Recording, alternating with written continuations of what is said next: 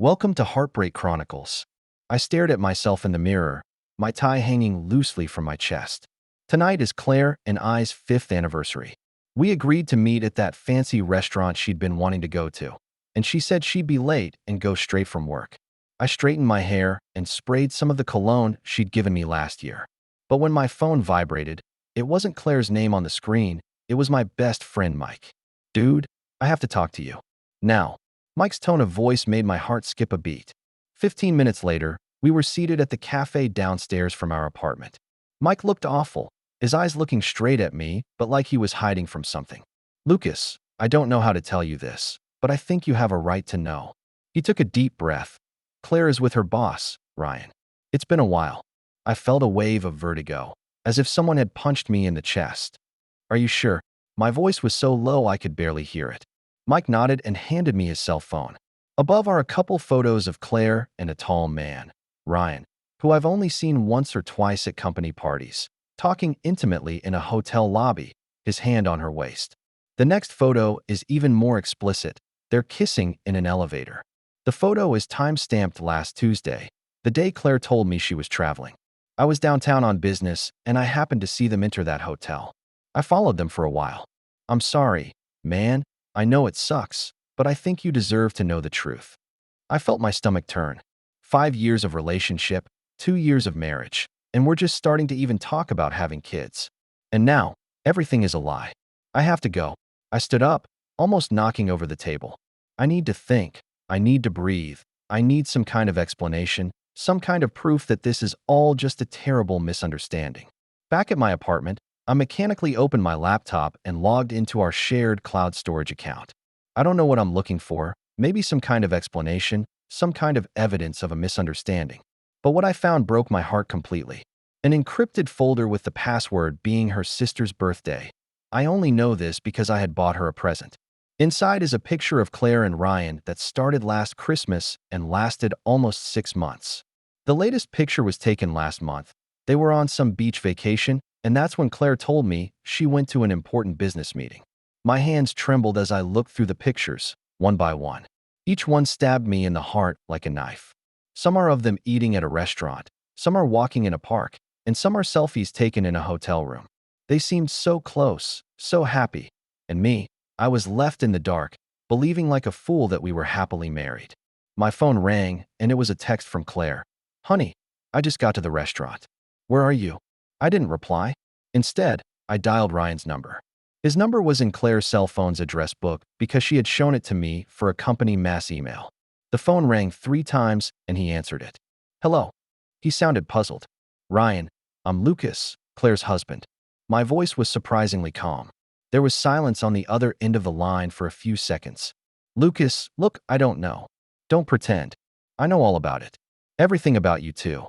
There was another silence. Then he cleared his throat. "I'm sorry you found out the way you did. But it wasn't just a whim, we really dash." "Save it." I interrupted him. "I just want to know one thing. How long have you two been laughing at me behind my back?" "What?" "No, Lucas, it's not like that. We didn't."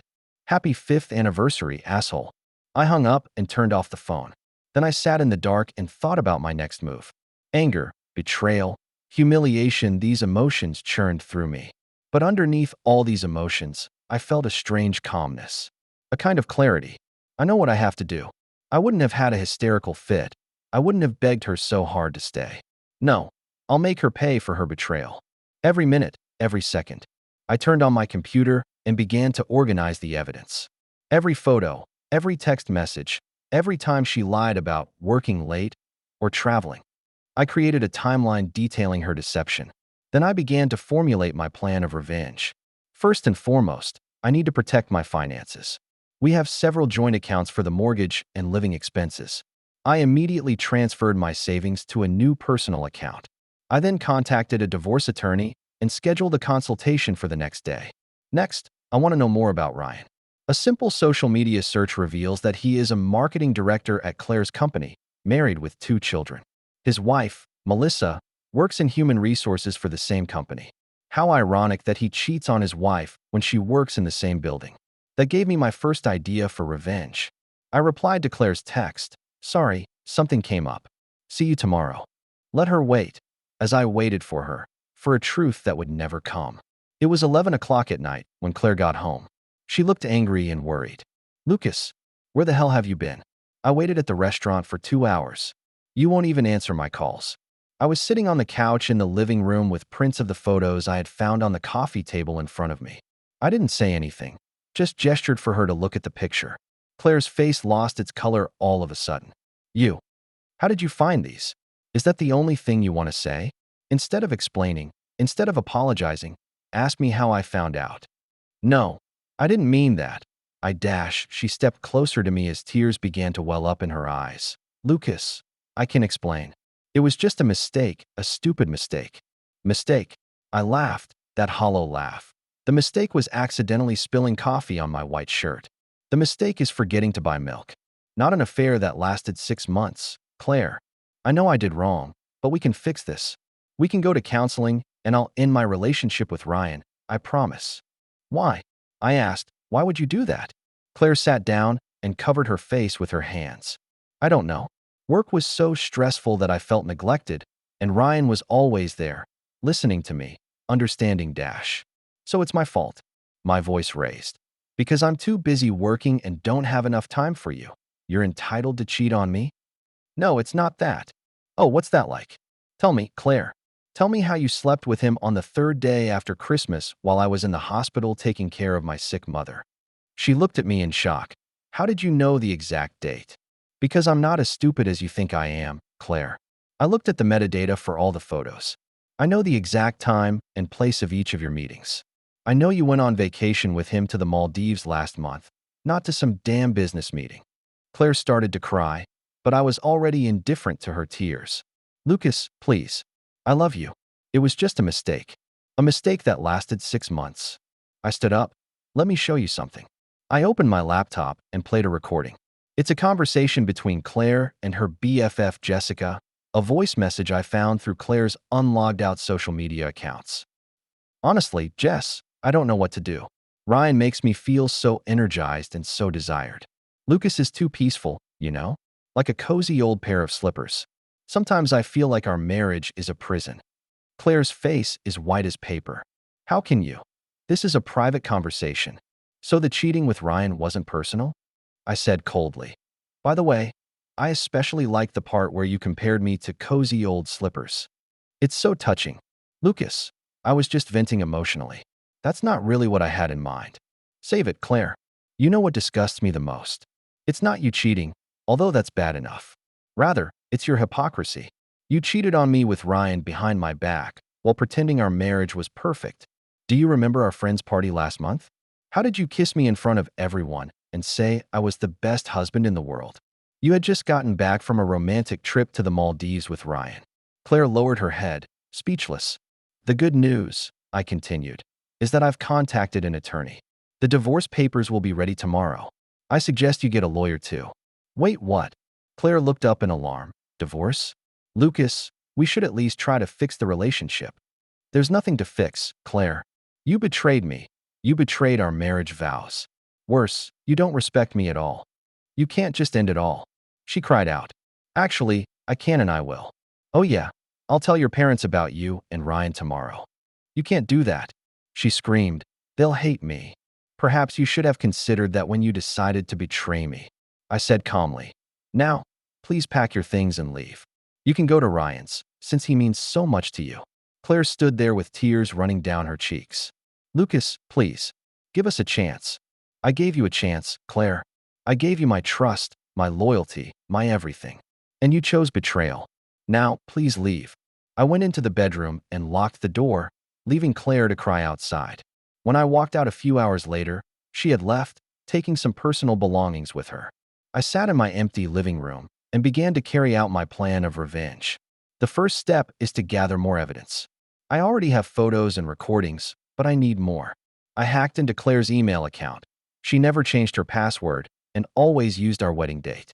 I found tons of emails between her and Ryan, some of them very revealing, detailing their dates and plans. They even discussed the future as if I didn't even exist. These emails are perfect evidence of my revenge plan. The second step was to reach out to Ryan's wife, Melissa. I sent her an anonymous email with some photos and screenshots of the email. The subject is simple and straightforward: your husband's affair with my wife. I didn't reveal my identity right away, just said we could meet to discuss more details. The third step is financial preparation. I transferred half of the funds in our joint account to my personal account and canceled all of Claire's affiliated credit cards. I contacted all my credit card companies and informed them that the cards may have been stolen and requested that the accounts be frozen or new cards be issued. I know this will put Claire in a temporary financial bind, but it's just the beginning. The fourth step is public exposure. I created a detailed timeline of all the photos, emails, and recordings and sent it to our mutual friend. I didn't add any comments, just facts. Let the truth speak for itself. The fifth step is the workplace. Claire is a creative director at a well-known advertising agency, and Ryan is her direct supervisor. The company has a strict anti-office romance policy, especially for direct report relationships. I anonymously reported their relationship to the company's HR department, providing ample evidence. Not only does this affect their professional reputation, but it can also lead to their dismissal. The last and most important step was to tell Claire's parents. Robert and Susan Thompson are devout Catholics and very conservative. They have always been proud of their daughter and thought she had the perfect marriage and career. I went to their house myself with all the evidence. "Lucas, what happened?" Susan asked with concern, seeing my serious expression. "Is Claire okay?" "No, Susan, Claire's no good. Our marriage isn't good either." I took a deep breath. "I need to tell you guys something." I showed them the evidence and explained the situation. They reacted as I expected: shocked, saddened, disappointed. "I can't believe it." Robert shook his head. "We didn't raise her to betray our marriage vows like this." "I'm sorry I have to tell you this way," I said, "but I think you have a right to know the truth." "Thanks for letting us know, Lucas," Susan said, holding my hand. "We're behind you, whatever you decide." I left their house feeling a strange sense of satisfaction. My plan for revenge is unfolding the way I want it to. Claire will lose everything: her marriage, her job, her social circle, even her parents' respect. Just as I was about to drive away, my cell phone rang. "It's Melissa, Ryan's wife." "I got your email," she said, her voice quivering, "and we need to talk." We arranged to meet at a quiet cafe. Melissa was an elegant woman, about 35, with gentle eyes and a tired smile. "She looks like she's already cried." "Thank you for telling me," she said as she opened the door. "As much as it hurts, I'd rather know the truth." "I feel the same way," I replied. "We all have the right to know we've been betrayed." We exchanged information and shared stories. It turns out that Ryan and Claire's affair wasn't Ryan's first time cheating. He'd had a couple of brief affairs before, but each time Melissa found out, he'd promised to change, and she'd chosen to forgive. But this time is different. This time the relationship lasts a long time, and Ryan seems to be really in love with Claire. "I want a divorce," Melissa finally said. "I've had enough. I won't forgive him this time." "So do I echoed. "But before I do, I want to make them all pay." We made a common plan. Melissa, as a human resources employee, can ensure that Ryan and Claire's misconduct is dealt with by the company in the harshest way possible. And I take care of the social side of the exposure. We decided to file for divorce at the same time to maximize the monetary and emotional blow. Once the program started, the results were even better than I expected. Claire and Ryan were both suspended from the company for investigation. The investigation was particularly thorough due to Melissa's influence in the HR department, which ultimately led to both of them being fired. Claire's professional reputation was so badly damaged that few advertising agencies would hire her. Socially, almost all of our friends have sided with Melissa and me. Claire was excluded from all social events and became the subject of gossip. Her Instagram follower count plummeted as people unfollowed the homewrecker in droves. Most painful for Claire was the complete breakdown of her relationship with her parents. Robert and Susan refused to take her calls and even told her not to come home until she was truly repentant. Financially, Claire is also in trouble. With no job and no credit cards, her savings will soon run out. As far as I can tell, Ryan isn't much better. Not only did he lose his job, but he also lost custody of his children and most of his property in the divorce proceedings because of the affair. A month later, Claire contacted me, pleading for a meeting. She looked haggard, with deep dark circles under her eyes. "Lucas, you have to stop this," she pleaded. "You've ruined everything for me. I lost my job, my friends, and even my parents don't want to see me." "That's the price of betrayal, Claire," I replied coldly. "You betrayed me and our marriage vows. Now you must face the consequences. But this is too much. Why did you ruin my whole life when you could have just gotten a divorce?" "Just as you have ruined my life," I replied. "Do you think your deception has no effect on me? Did you think I could simply turn the page and move on? No. Claire, you're going to pay for your choices. Every lie, every betrayal, has its consequences." Claire started to cry, but my heart had grown cold. I stood up and got ready to leave. "Oh, by the way," I said, turning around. "You know that old Victorian house you've always wanted to buy? I just bought it. Cash only." Claire looked up, shock and pain in her eyes. That house had always been her dream, and we had visited it a couple times together. She always hoped that one day we would move in and start a family. Now that dream has been taken away from me as well. "Why?" She choked back a sob and asked. "You don't even like that house." "That's what revenge feels like, Claire. I took what you hold most dear, just as you took my trust and loyalty." I left the cafe without looking back. I know my revenge may seem cruel, but in my heart it is just. Claire chose to betray, and now she must suffer the consequences. It's not just about punishing her. It's about getting her to understand the damage her behavior has done to others. As time went on, my revenge plan continued to develop in the direction I had designed. Claire's life was falling apart every single day, and I made sure I was there to witness it. I check her social media accounts regularly, and while she hardly updates anymore, it's still obvious how hard she's had it. My attorney told me that the divorce is going well. With the evidence of Claire's extramarital affair overwhelming, I was able to get almost all the terms I wanted. We don't have children, which simplifies the process, but when it comes to property division, I insist on getting as many assets as possible. "Are you sure you want to be so tough?" my attorney, Kevin, asked. "The court usually divides property equally unless there are special circumstances. Isn't an extramarital affair a special case?" I asked rhetorically. "Legally, that's not always the case. But given the quantity and quality of evidence, we can try to get more." "Then do so. I want her to have nothing." Kevin nodded, and though a flicker of unease crossed his eyes, he didn't object. Divorce is a war, and I'm determined to win every battle. In the meantime, Melissa and I stayed in touch. Our shared experiences have created a strange friendship. We sometimes have dinner together and share our progress and feelings. One day, she made a surprising suggestion. "We should go to the Maldives together," she said, with a mischievous gleam in her eye. "Just to that resort Ryan and Claire went to. Then post tons of photos on social media." I smiled, and for the first time I felt a twinge of real pleasure. That would drive them crazy. That's the point. 2 weeks later, we actually went to the Maldives. We stayed at the same resort and even booked the same suite that Ryan and Claire used to stay in. We took a lot of pictures and posted them on Instagram and Facebook, tagging the exact location. I knew Claire would see it, and I made sure of it. This trip is entirely about display and revenge, not romance. Melissa and I don't have anything more than a friendship, but on social media we make it look like a hot relationship. Hashtags such as hashtag fresh start and hashtag best revenges living well add to the effect. Upon returning home, I received a call from Claire. She sounds excited. "How could you? And his wife? This is disgusting." "Oh, Claire," I sneered. "Like you said, it's just a mistake. Or in this case, a revenge vacation. That said, the water in the Maldives is really great. Thanks for the recommendation. You've changed, Lucas. I don't even recognize you anymore."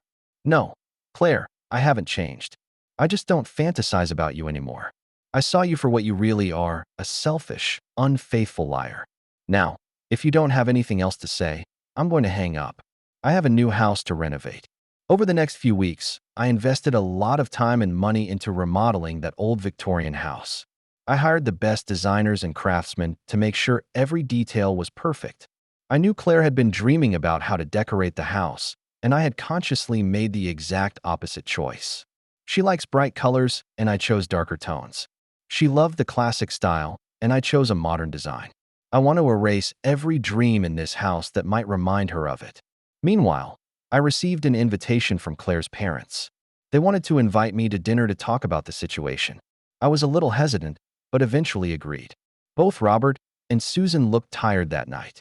Their eyes were filled with sadness and disappointment. Lucas, thanks for coming, Susan said gently. We know this is hard for you. We want you to know, Robert added, that no matter what happens, you will always be part of our family. We are so grateful for your continued love and loyalty to Claire. While we are deeply disappointed in Claire's behavior, Susan continues, she is still our daughter. We can't deny her forever.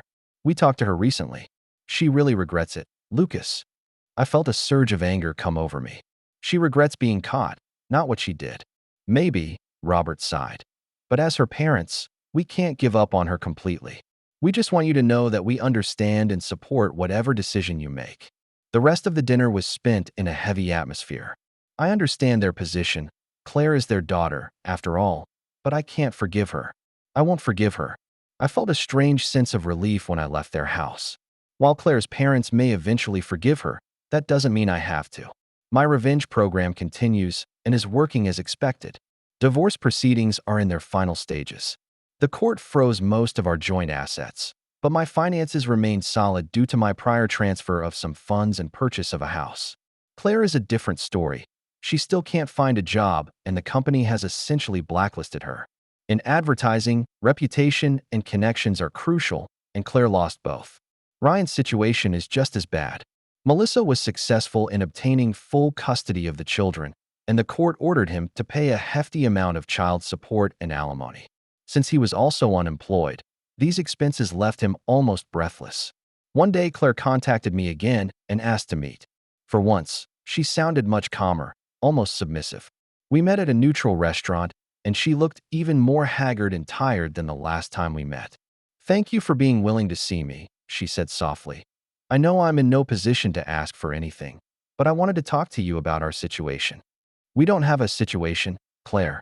We have a divorce proceeding that's about to be finalized, that's all. You've gotten the revenge you wanted, Lucas. I lost everything. My job, my friends, the respect of my family. I even had to move back in with my parents because I couldn't afford the apartment rent. Do you really need to keep this up?